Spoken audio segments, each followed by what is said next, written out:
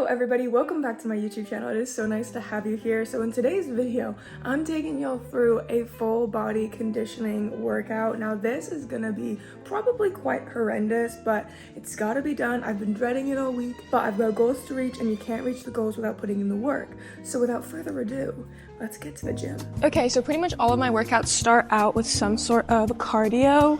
I did just do a few minutes on the treadmill, but I'm not feeling warm enough, so I'm just gonna do a few more minutes on the stationary bike just to get my legs and knees really warmed up. I have some knee issues at the moment and it's kind of pesky. So 3 minutes on this bike and then we'll get into a bit of a warm up.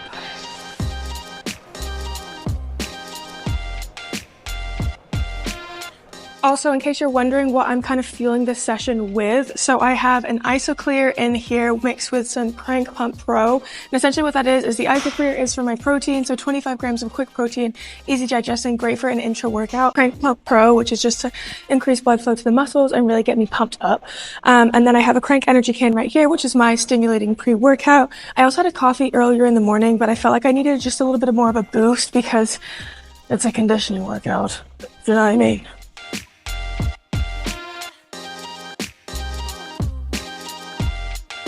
Okay, so a really big part of my conditioning session is actually to just be conditioning the muscles around my knees and my ankle because, as I've mentioned, I have some knee and ankle issues. So first up first is going to be calf raises. So I'm just waiting for the machine and yeah. So unfortunately, calves is one of the muscles that I neglected for, I don't want to say how long, but it's been years, okay? So recently I've really added it back into my program. And when I say I mean my chiropractor has demanded it and my coach has put it in accordingly. So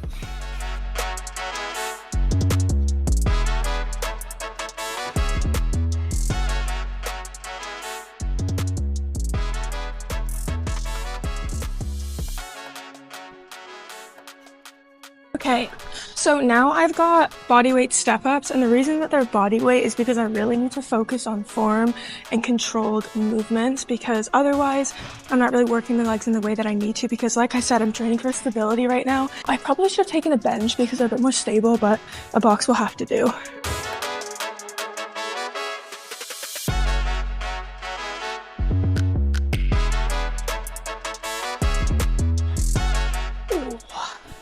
And you can see with that, what I'm trying to do is really just use this leading foot to lift me off of the ground. Instead of it being like a jump, it's more of a lift.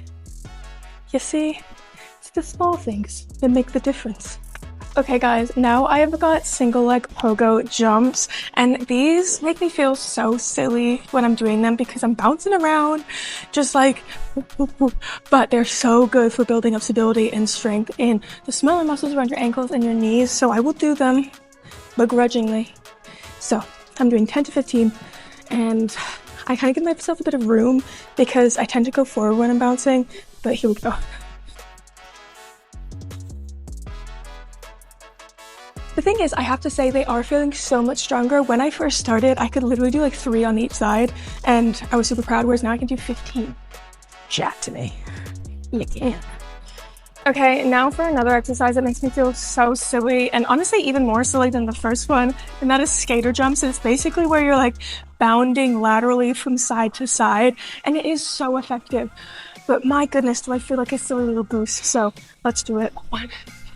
I feel like a freaking ice skater right now. I feel like I need to slow down.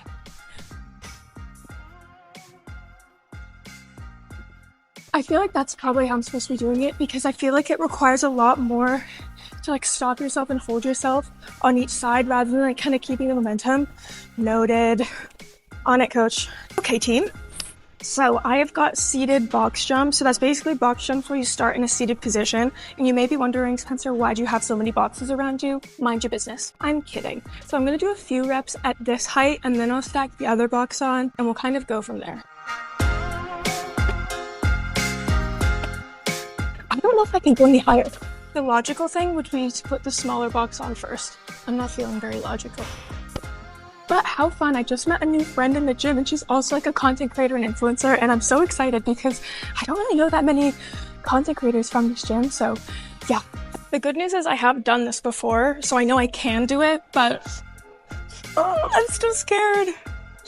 Oh my god, it takes a lot of like mental energy. I did it.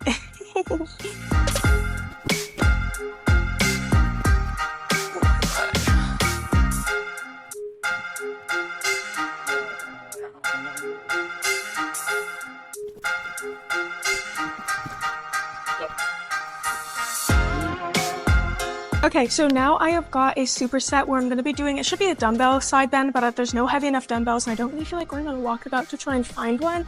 So I'm just going to use a kettlebell, and essentially a kettlebell side bend and then farmer's carry.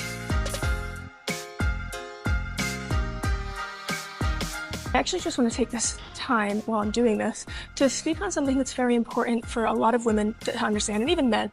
When you're contorting your body in ways like this, it is so normal to see body rolls, and it's so normal as well to just have body rolls on your day-to-day life. Nobody's going to look the way that they look when they're posed, sucked in, and doing everything. Remember that the content creators and influencers you see online, this is their job. This is our job. I know how to pose to make myself look my best because I'm posting these photos for the world to see. So just remember, everything is a highlight reel, okay? That's it. Sorry, rant over.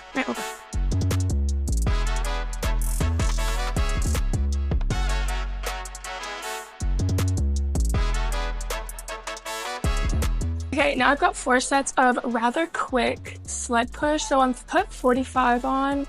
I feel like that's not heavy enough, but you know what? My coach told me to go at 70 to 80% this week, so I think I might just do that. And I've only got 60 seconds rest in between, so it's gotta be rapido.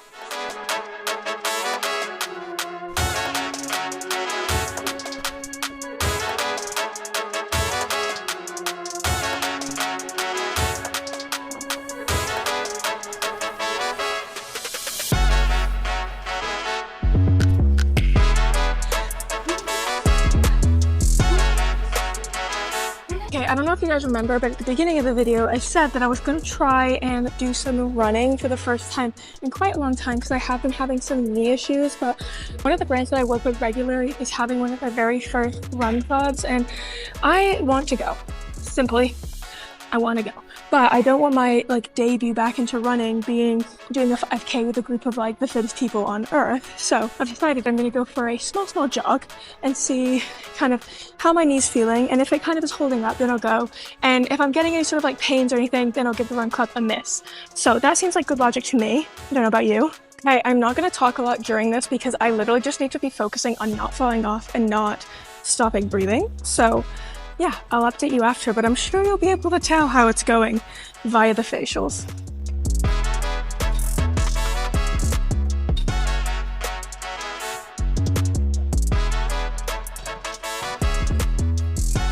Okay, so the update is my knee felt okay during that. I ran for probably 3.5, 4 minutes. I know that's not pretty long, but I just didn't want to push it too far.